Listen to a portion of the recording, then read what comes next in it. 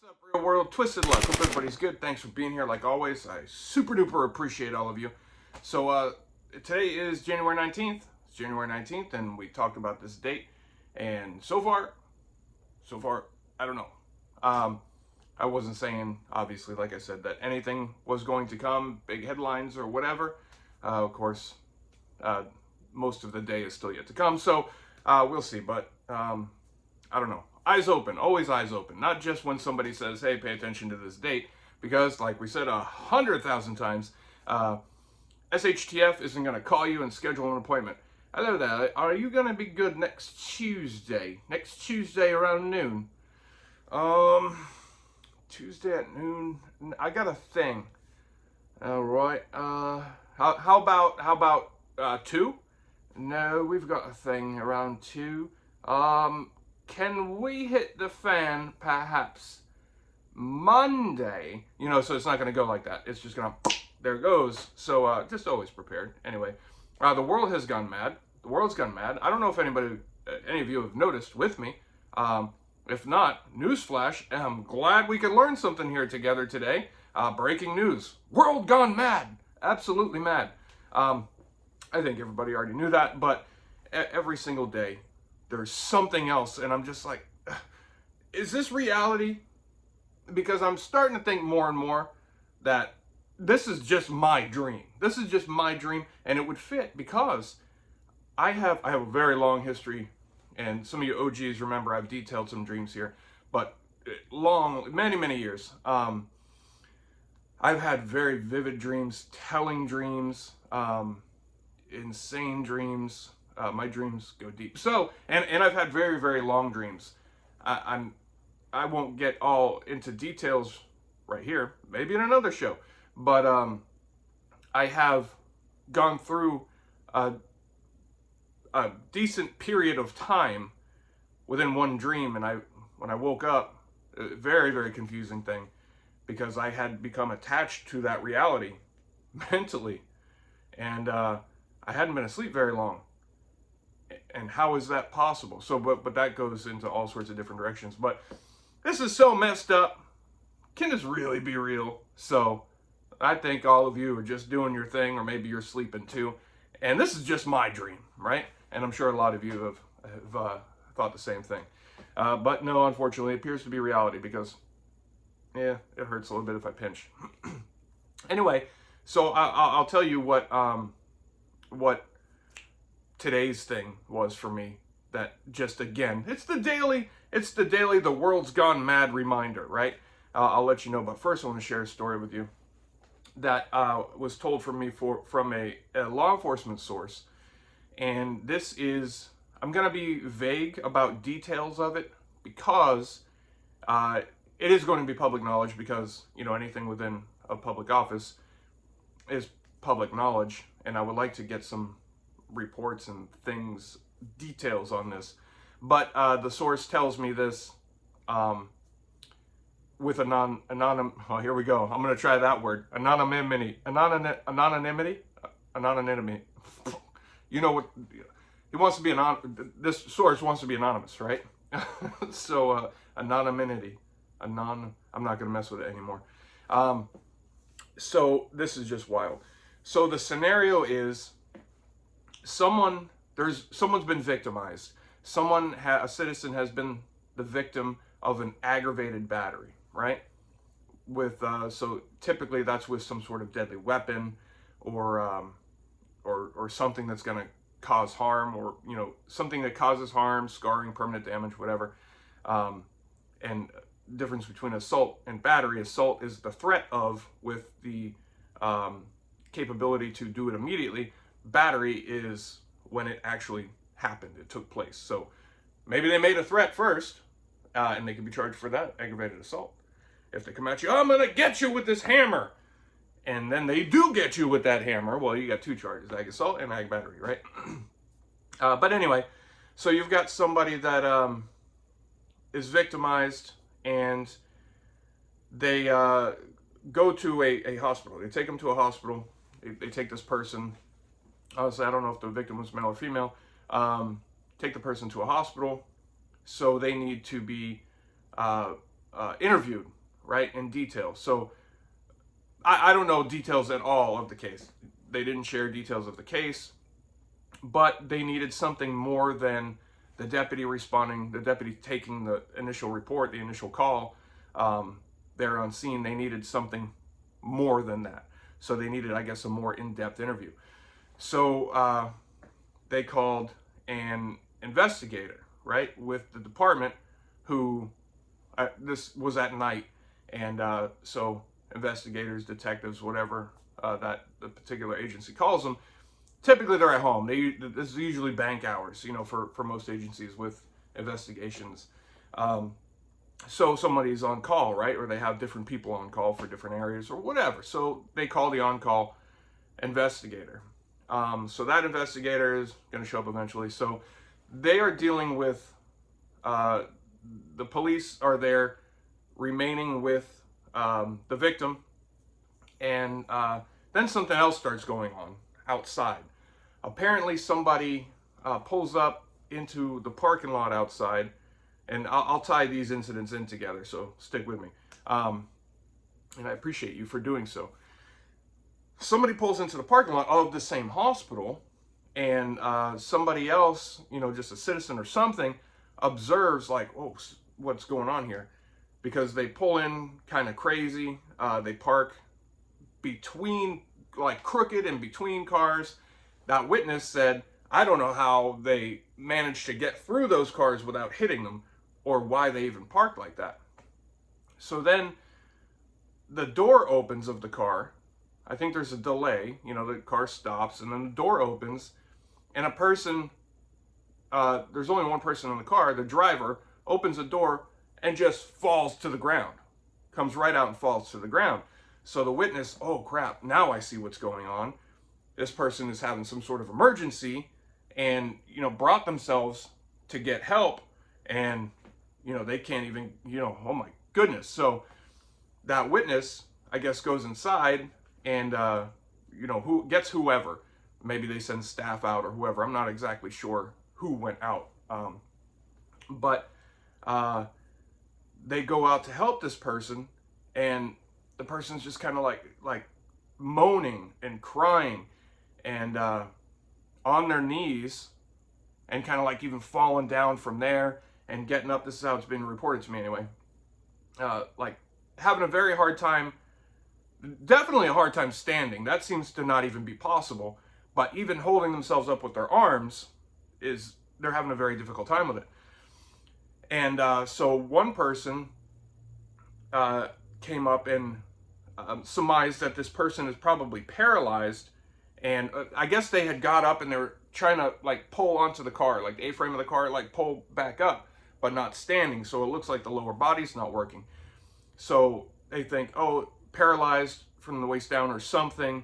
And they fell, and they're trying to get up and get their wheelchair. So they actually ask, are you paralyzed? Do you need help? Where's your wheelchair? No, I'm not paralyzed. I'm not paralyzed. And as they're talking to them, whew, they get a waft of like, you know, it's like a fire-breathing dragon. Everything coming out, you know, just minus the flames. It was so pungent of the odor of alcohol. And they're like, oh my goodness, is that what's wrong with this person? Because whew, that is pretty bad. And the person's like crying and just going crazy and talking nonsense. So they're thinking, all right, well, maybe there's mental issues too. I don't know exactly what's going on. So they say, well, what's wrong? What's going on? You know, what do you need? And the person, so now staff has come out. Staff of the hospital has been, you know, they got them, they came out. And the person's saying, I have to go inside. I have to go inside. Yeah, we're going to help you, but where are you hurting? No, I have an interview. What do you mean? Where are you? You know, what do you think you are? I have an interview. And they're like, for what? We're not holding any interviews tonight whatsoever. And they say, and they're like, no, I have to be here for an interview, and I have to talk to somebody. So they don't know what this person is talking about, but they're either super just out of their mind, blasted, completely lit, or they got some kind of mental issues going on. So, so at one point, one of the officers that was inside gets wind that something is going on outside. So he doesn't rush outside or whatever because nobody's saying, hey, we need police. But he decides to, just go walk by, see if he can assist, or, just kind of make sure everything's good, I guess. So he goes, and then the person on the ground, they still haven't got the person up yet. And that person is saying, still crying, he saw me over there, he saw me. And they're like, what are you talking about? What are you talking about? No, he saw me, I'm in so much trouble, he saw me. They don't know what's going on, right? So the cop that came outside to look, I guess he kind of walked up just a little bit, didn't really say anything, goes back inside. So they get a stretcher. They have to bring a stretcher outside, and they put this person on a stretcher to bring him inside, get him into a room, figure out what's going on. And they're telling this crazy story to each other, like, what? I don't know what they're talking about. Boy, does it turn out that interview this person was talking about, some of you have put it together already, that was an investigator with that police agency there to interview that victim. Whoa! When they told me that story, I was like, holy cow, that's insanity. Because for one, they drove a department issued vehicle, right? And apparently they drove a good distance to get there. Because what was told to me is that person lives about 20 to 30 miles from where the interview had to take place.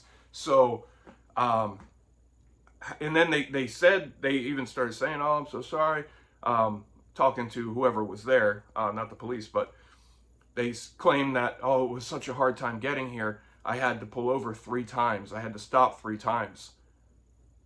So here's and I've mentioned this before, right? I have said from my experience and things that I've seen, some of the worst DUI offenders are, personally, that I've seen, right, are cops. And within cops, some of the worst DUI offenders are actually DUI officers. I'm not saying this one was, I have no idea, but I know personally of a cop that was drunk all the time, right? And I always would say, I never saw it. I would do something about it if I saw it. But she would brag about it. She would even brag about it. And she actually won some awards for DUI enforcement and things like that. Always driving drunk, always DUI. Terrible, hypocritical. And that's one of the things I always said during my time doing that. I'm not a hypocrite, so I'm not going to hem people up for stuff that I do too, right? I don't renew my tag right now. My tag's expired right now. Only by a few days, granted, but who knows when I'll get around to it, right? Because I just don't think of it. But, and I roll through a stop sign and stuff. So how hypocritical to be out there focusing on DUI when you're doing it all the time yourself. Anyway, we've got derailed a little bit. So somehow this person got that call, hey, we need you. And they're like, crap, I've been drinking. But when you're on call, you better not say you've been drinking. You're going to get in trouble because that's part of the deal. You have to be ready mentally and physically and whatever else to be called, to have to work. Maybe you get lucky, right? And you don't get any call. And it sounds like that person put all their eggs in that basket but that didn't work out now, did it? So I think once getting that call, right? Hey, we need you. I think I just better off to just say, you know what? I know you don't want to hear this, and I know there's going to be consequences, but unfortunately, I'm not in a condition to drive or work. But no, that wasn't a thought. Apparently, that wasn't a thought. For some reason, the judgment call was, I'm going to wing this. But this person was so bad off that they said they had to stop 3 times. And like I told you, could not even stand up, fell out of the car. Fell. That's universal sign language for fell out of the car, like this. Do it in slow for you, like this. Fell out of the car, right? So how was that interview going to go, right? How was that interview going to go? And it turns out they were actually, after they fell out of the car and realized how bad off they were, I don't know how, they didn't know until then, they made the decision, nope, can't do it. I'm going to get back in the car and I'm going to go home and I'm going to tell them something. So that person was intended to drive again in that condition and endanger the lives of your families and my families, any of our families who travel these roads. So that's directly offensive to me. But I'm not concerned just about my family. I'm concerned about yours too. I want your family safe. I want all of our families safe. When you have the police whose job is to ensure that nobody is endangering our families, you have police endangering them, that's something. That's something that needs to be dealt with. But not until that point did they realize? No, you had to get all the way there. You drove for God knows how long, because who knows how fast or slow you were going, plus you count in the stops. You didn't think until that point? Maybe that, but I can't imagine how that interview would have even gone if that person could have even dragged themselves in, like some kind of zombie, imagine what the victim would have been thinking, like, what, is there hidden cameras here somewhere? Because this is a joke. This is a joke because you brought, what's wrong with this one? What's happened here? So terrible. So it's good that a cover-up did not take place, because they gave that person a breathalyzer and things. So drove the department car, endangered everybody, showed up, and instead of just saying, I can't, or you know what, make something up. You know what, just not, I don't know, something came up and I just can't go. You're going to have to call somebody else. I apologize, right? Take that write-up or whatever. Or ultimately use good judgment, and you might have to work, so plan that you were going to have to work instead of putting the eggs in the no-work basket. But that didn't happen, and I imagine that person is no longer here. I'm glad to hear that they didn't just sweep it under the rug and try to hide it and things. I don't know if there were too many witnesses for that, because I guess the witnesses eventually discovered that this person was a police officer before they went inside, and people were talking like, oh my God, that's a cop, because they created quite a scene from all that, and then they see people rushing over to help and things, so people were watching, and then it came out that apparently a badge or something was seen, and somebody was like, oh my God, you're a cop, and they were like, yeah, that's why I'm here, and what, one bad decision after another. So there we go. And again, I know we've been highlighting, I think, negativity with police recently, but on this channel we have done positivity too, because there are good ones. And I want to be very, very clear, after editing a couple of videos I've made, I don't want to give the impression that I hate cops, that I'm anti-police. That's not at all the case. I am not pro-police either, right? I've said it a million times. I'm pro-good people. So we support good cops. We support good firefighters. We support good, clerks at 7-Eleven. It's all the same thing. We support good people, right? Good people that are here to help people and not harm people. But especially when you're in a position like that, you can't be out doing this stuff.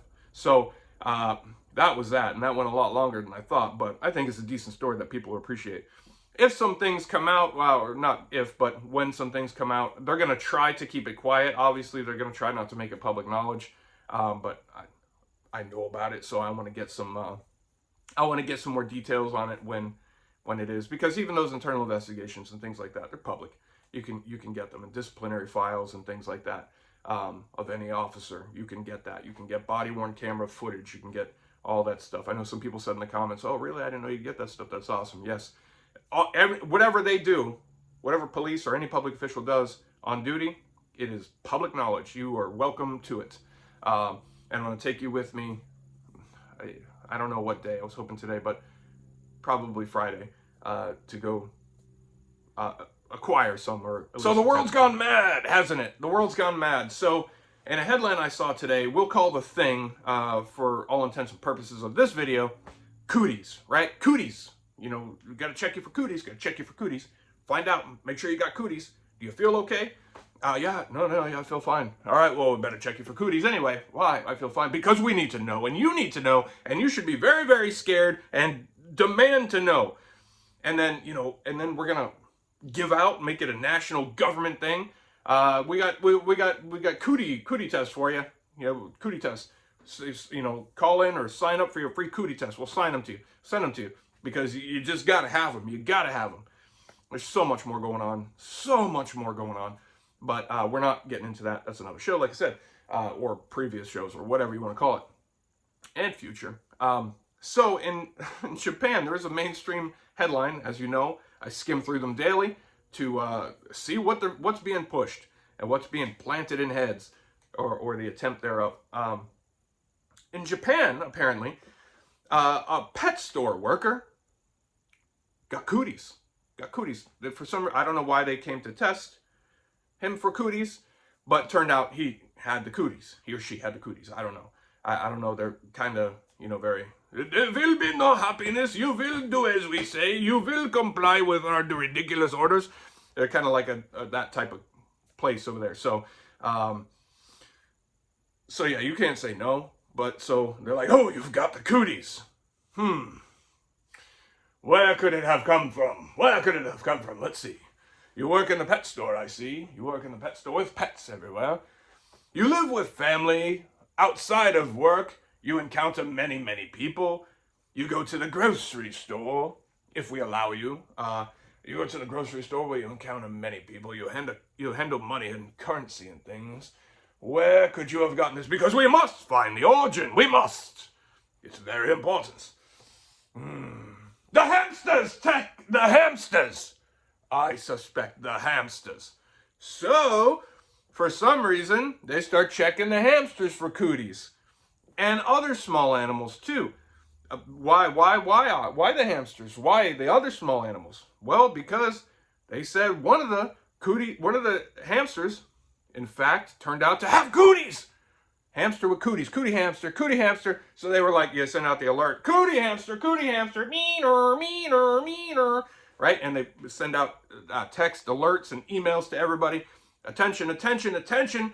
We have a cootie hamster. There is a cootie hamster. Everybody needs to be aware of the cootie hamster. Don't worry, we're checking the others. So they do check the others, and they find like a handful of small animals that they claim have cooties. They were fine. They were acting fine. They were like, what are you, a happy little hamster? Happy little chinchilla? And some other things. Just happy running on wheels and, you know, eating cheese and such.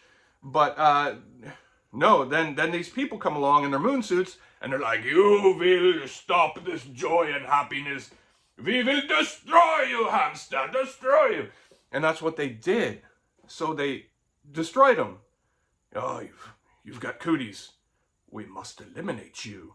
And that's what they did. They eliminate the hamsters. So then they said they confiscate all of them, all of the small animals in this store, and to be checked for cooties and euthanized. Euthanized what? Regardless of the result. Cooties or not, off with their furry little heads. They may keep their nubby tails, but off with their furry heads. Man, what is going on with is that real? You see what I mean? Like, this must be a dream. This can't be reality. And then they put like a wide order out to other pet stores and say, no more sale of hamsters or small animals until we come and test them. Until you come and test them, well, you've already said that regardless, you're going to euthanize them. So what do you mean until we test them? Small dead rodents for sale. Small dead rodents. We got quite a sale on the cold hamsters here. No, thanks. We're the live ones. Oh, the live ones. We've only got the cold here. You're not interested in the cold ones. What is going on? Why would they do this? I don't understand. Maybe somebody understands. Let me know if you do, because I sure don't. Right? So now they're sweeping through the nation, destroying small animals. Their focus now has turned to small animals, pets. And they even told the people, Like, oh, we know a lot of people bought these things around Christmas time and gave them to children, you know, the joy of the children. So now I don't know, it wasn't quite clear because they're like, oh, they're not considering human to animal bond. Are they going to go around confiscating people's hamsters, snatching hamsters from kids, right? Give me your gerbil at once, child, right? They're like, that was like taking hamsters from a baby. That kid had nothing on me. So what's going on? The world's gone mad. The world has gone mad. And then locally, I've been seeing, not locally, but within the state, and then I've looked in other states too. So nationally, I find it all over the place. Cities and counties testing the water, right? And finding cooties in the water. Why are we testing water? When did it start? I don't understand that either. Where did they testing water for cooties? Like, well, let's find out if there's cooties in the water. Now, I don't trust the water. God knows what else is in that water. Don't drink the water out of the faucet for sure. We have not for years and years and years, right? So yeah, I believe all sorts of bad things in there, and who knows, maybe that too. But why are they testing the water, and then why are they coming out and saying they're doing it and saying that, yeah, we found it in there? Because typically they got things in there that they want you to consume, so they don't want you to be afraid of that water. But I think a lot of this too is kind of like police test kits, right? When police have test drug kits, this drove me crazy. I'm gonna step this up here, try to wrap this up because we've gone long, my friends, who I appreciate very, very much. I've seen so many cops falsely test positive for things. Like, oh, look at here, crack, crack, turn blue, turn blue. I've seen cops arrest people, and I've had it out with cops that are insisting on doing this arrest, and I'm telling them, that is not the substance you say it is. It is absolutely not. And you got the guy yelling, man, that's a piece of deodorant. That's a piece of deodorant, because they were fighting, arguing or whatever. And the dude threw a stick of deodorant and it hit and broke away, you know, white clumps. And you got this like RoboCop, this mentality where the law is black and white, and everybody's suspect. Everybody's a dirtbag, you know, unless they have a badge on, that type. He sees this in the grass. Oh, what's this? Right? And picks it up and he's like, I'm going to test this. And he's like, what? And the guy's like, what is that, man? What are you? Obviously scared, like, because he's not done anything and he has nothing. So he's like, what's this cop trying to do to me? And he's like, and he looks and he's like, man, that's deodorant. There's another big chunk over there. Smell it. He's like, smell it. He's like, I'm not putting this near my nose. I'm going to charge you with endangering an officer as well for suggesting I smell this. And he's like, if you just smell it. And he looks at me. He's like, will you tell him? And I'm like, I already know. I can see. So, but this cop was insistent on charging him. So you look like a fool anyway, testing it. Right? Turn blue, I told you. And the guy's like, what? No, that's not possible. I promise you, it is deodorant. So this particular cop sent a lot of people to jail with charges later dropped because proper tests later done by state attorneys and things like that proved that these are not drugs. Somebody was arrested for a piece of French fry. So thanks, McDonald's. But the thing is, you put anything in there and it's going to turn blue. Crack it, it's going to turn blue. Anything. The chief of police came in and I questioned him because everybody was doing these tests wrong. I'm like, you're not looking for it to turn blue. Put anything in there. And I demonstrated. I was like, look, turns blue. I ripped a piece off of, and a lot of things will test blue, like, or test positive. A lot of things, like money and things like that, will genuinely test positive. But I went outside, I got ripped off a leaf, put it in there, blue. Look, I could put a pebble, blue, right? All these things, and they're like, oh, why is it? Are these bad tests? Are these bad tests? I'm like, no, you're bad cops. You're not. This direction is very simple. Everybody's had the training. Actually says the directions right here, and this is a widespread thing for this for these NARC test kits. A lot of cops do this, and a lot of people are falsely arrested because they're not using it right. You're not looking for it to turn blue. There's another vial you have to break. You have to let it, you know, shake it up, let it sit for a minute, break the next vial. What you're looking for is blue and pink. Blue separated by pink. Just blue just means you cracked the second vial, or the first, I don't remember. I think the second. You activated the second one, it's going to turn blue. Put anything in there, it's going to turn blue, right? The next one, which most cops don't even bother. They're like, oh, don't even, look how blue it already is. I don't even need to crack it, right? And they get this from watching TV because there's a different test kit where you just put it in the vial, and if it turns blue, that's what it is. But a lot of agencies don't use those particular test kits, And because these fools watch too much TV instead of training like they should with reality, they just say, turns blue, and that's no joke. That's no exaggeration. There are so many cops still today, turn blue, there's another vial there. Yeah, but what does that mean? I don't know. And they look, well, no, it's still, it doesn't do that. Blue separated by pink. I think blue rises to the top with pink below it. Now you get a positive test. So I demonstrated this to a room full of cops and the chief of police, who also was doing it wrong. Therefore, everybody's being taught the wrong way. And they're all baffled. They're like, why? What's wrong? Why are these turning blue? Right? And then I showed them. And, everything I had tested that turned blue, once you finish the damn test, like it says right on the front of the kit that anybody can see, but nobody bothers, it's no longer blue. It turns like a dark purple or whatever because the two colors mix. If it remains blue, separated by pink, now you get a... So my point of that is that trust in these kits, right? And so checking for cooties. How many things, well, we know for sure, it's been confirmed, this was a while back, and I'm sure it's still going on, tests themselves had cooties on them, right? You test the test. Well, the test is, the test is positive. What's going on here? What's going on here indeed? This is why we need to think with our own mind, see with our own eyes, do our own research that they don't want us to do, but that's why. So anyway, I'm going to shut up here. The world has gone mad, but yeah, I think those are just like those test kits that police use. Either they're just bunk, they're not even, they're just there for show, or they have the thing they're testing for themselves, so it's always going to show, yep, it's here, because it was already there before it even touched the substance. And we're getting rid of hamsters. Why? What is going on in this world? You let me know if you know, because I sure don't.